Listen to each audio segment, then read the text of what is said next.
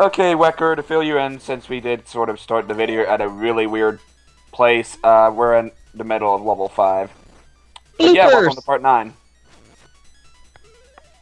I love these guys. They're the most favorite enemy to ever kill me. Again and again and again. And yeah, I can't go that way yet, because you don't have the item in this dungeon. Which is... Well, I think we already said it before, hookshot.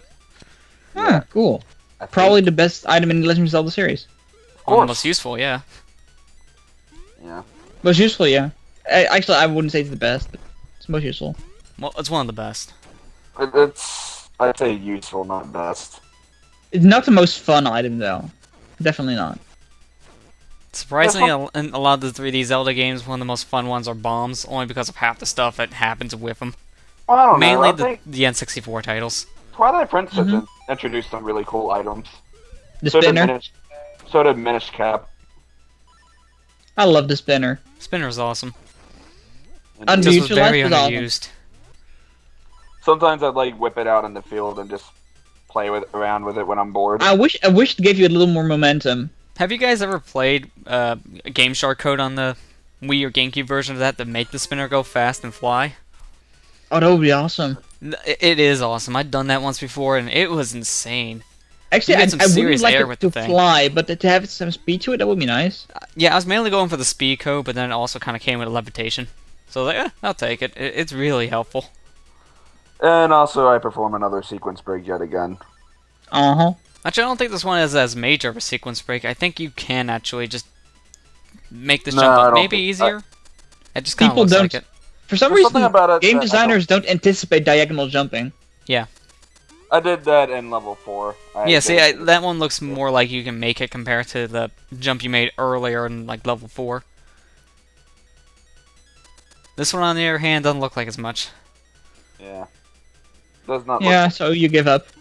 It's weird because like for a split second you're walking on air, so it looks like you might have enough time to jump again. They actually took into account of how crazy the diagonal jumping was. There's a secret dungeon in Oracle of Ages. Well, in a secret dungeon, there's a puzzle where you're trying to diagonally jump across a set of platforms because they're divided out by blocks. Oh my god, is it annoying? Yeah. Yeah. So it's like they took this in mind. They were like, oh wait, I don't think we should have designed it like this. Oh, hey, I got an idea. Why don't we keep it in, but yet make a really evil puzzle out of it? Mm-hmm. Yeah. You know? And at the same time, you gotta use Pegasus seeds while doing so too. Yeah. Now that I think of it, about the whole item issue, one of my first videos I ever did for YouTube was like my top 10 Zelda items. Was really naive. I think a lot of people have done a list like that, honestly. Yeah, I've seen a lot of lists of those. I don't think I even still have it. I think I deleted it at some point. I do remember what my number 1 item was at that point, though. I mean, I probably, if I made the list now, it would look nothing like it. What was the one item? The bottle. Well, then again, it's one of the most broken items in the whole entire series, so I wouldn't blame you. It's probably one of the most useful items in the whole series, yes. Yeah. For more than the purpose they wanted you to use it for. Yeah, pretty much. Use it as a tennis racket, use it to dive underwater, use it to play your ocarina. Actually, the tennis racket was completely intended.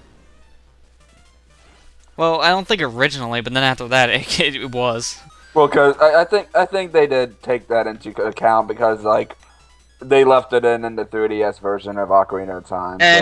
And every 3 Zelda after that has some mundane item that can easily beat the boss. Like the fishing rod, for example. That's one of the most hilarious ones. Did they do one for Majora's Mask? Which was in Skyward Sword? The butterfly net? There was a net there, yeah, but I don't know how it was used. I think there was one way you could toy around with the final boss by moving your sword around. You know how you can like use the Wii remote to move the sword around and stuff. And I think you can have the boss look at it or something. I don't know. I know there was a way to. I know there was a way to do the butterfly net that way. I know there was a way to break the final boss with Skyward Sword. I don't remember about Majora's Mask or Wind Waker though. Wind Waker, there was one as well. I forget what it is though. I don't know. I know you can still do the bottle trick with Phantom Ganon, but not with actual Ganon. I think maybe the pixel box for the actual Ganon. No, because you would just take a picture of him, and that's how you get his figurine if you didn't buy it. So it's nothing special. I don't know, in all honesty. I love how his attack pattern did not change at all, despite how devoted he sounded in this fight. Yeah, I know. It's like, let's finish this by doing the exact same thing, except I have more hits. And by the way, Wecker, turn down your volume. Just do it. You'll save your ears. Ear equals save. You're welcome. Actually, I always watch these videos without sound anyway. Oh, yeah, you're kind of better off with that in these peak moments, because that was loud. Party like, most of it. Party pooper. I find it easier to sort of join into commentary when there's not the sound of the video to distract. That was originally how I was supposed to record my audio, but I found a better way. And that song actually warps you to the beginning of the dungeon? That's useful. Yes, it is. I didn't know that, actually, because no one ever pointed that out in any of their playthroughs. It's like the Song of Soaring. Yeah, it's like Song of Soaring from Majora's Mask. I consider the song more useful than most people do. Yeah, because most people just use it for its one purpose.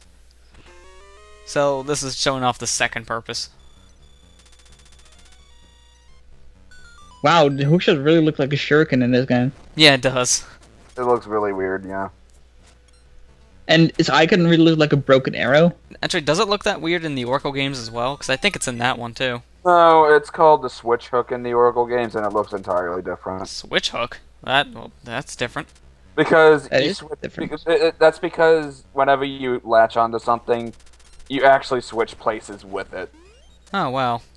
This is an interesting mechanic. Yeah. It is.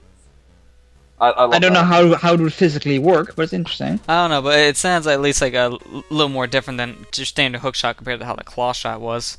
Actually, there's actually certain enemies you can even switch places with too. So I absolutely hate the claw shot. If I ever made the top 10 worst Zelda items, claw shot would be on it. Really? Because it works the same thing as a hookshot, basically. So it's not surprising. Yeah, but it's basically a nerfed version of the hookshot. Yeah, in a sense. I don't think it can do as much as a hookshot, can it? No, it's a completely nerfed version. Well, how is it nerfed? In that you can really only latch on to grading and posts, while the hookshot could basically latch on to anything. Yeah, well, I think that's more of a design thing there, though, than the actual item. Because they didn't want you grabbing things you couldn't grab before. Like in the older games, you're able to grab treasure chests. The point is that they basically took an awesome item and made it shit. And because they gave it another name, it counts as a different item.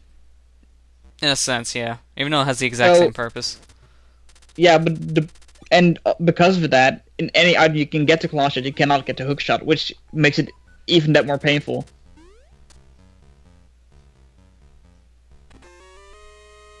You always half expect you just hook shot to that treasure chest instead of walking. I don't know what I was thinking, honestly. Yeah, it's the lazy man's way.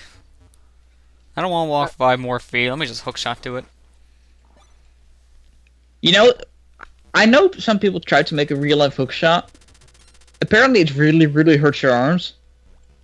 Really? Because I've heard people try, but I mean, I don't think it'd feel good latching onto a signpost and travel like several hundred yards away from the spot you're standing at to travel to that destination. Well, I find it at least a little hard to imagine that at first, only because you need to be pretty light for just your standard little metal object to pull you that far. Otherwise, it will kind of rip your arm out. Well, that's the thing. With the standard design, it's like the handheld version you see in the 3D games, that doesn't work. It would literally rip your arm out. Yeah, that's what I mean. It flipped upside down, the cheap when I jumped on top of it. Huh. Yeah, it does. That's basically showing like you killed it like Mario. Yeah. No, but the thing is that they made like a shoulder-mounted version that sort of ran along your arm, and that version did kind of work. But it still hurt like hell. And this is the only boss in the entire game I actually consider somewhat challenging. Well, it's one of those waiting game bosses, too. So, yeah, in essence, I consider this one the best boss in the game. Yeah, the timing on this guy is weird from what I've seen. You have to grab him the second you see his mouth open. Which is really So, do you ever see the whole thing with this boss? Yeah, yes, see? you do. Oh. This is actually probably one of those bosses you'd want to have like the double attack for. Or even like triple attack in the case of like level 2 sword and the red tunic. And then your power up or something. Hmm. Definitely a nice change of pace from level 4's boss though, holy hell. Yeah. Oh yeah, true, because level 4's boss was just basically mash the A or B button. You could even pick? Exactly. Yeah, it doesn't matter which one you get. Yeah, you could just put on any button. That's how like Minish Cap worked as well. I like Minish Cap. Been forever ever since I played that. I only played through it once. Thing is, ever since they published their official timeline, Minish Cap is sort of weird.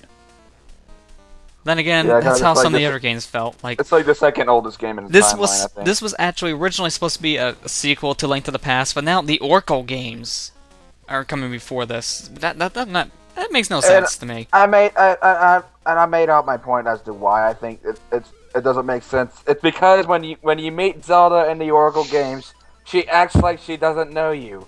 Yeah, so it's a big inconsistency thing in me. That's how the Zelda timeline is in general. There's so many inconsistencies, it's hard to really follow. It's kind of hard to have a timeline of games that were not intended to have a timeline. Yeah, it was just each one of these games is like a brand new timeline. There's only some that have sequels. And then we make them into their own timelines for no reason. The thing is, for me, Minish Cap was always the beginning, the first. Yeah, for me it was kind of, well, mostly the same. I only say that because of Ocarina of Time splitting pathway. I just now noticed he had 2 hearts. Yeah, I don't know why I had 2 for some weird reason. But One of unless them we was your figure heart out what container. the actual connection between the Force Sword and the Master Sword is, we'll never know. Not at this rate. And thankfully, this is the point of where, after this episode, I start remembering shit. Because this was when I began my long hiatus. And I remember the main reason as to why it took me a while to get back into wanting to play this game again, which I will cover in the next That's part. right, the seashells. Yeah. Well, it's not a required thing, but for 100% you need to do it. Yeah, but anyway, see you guys in part 10.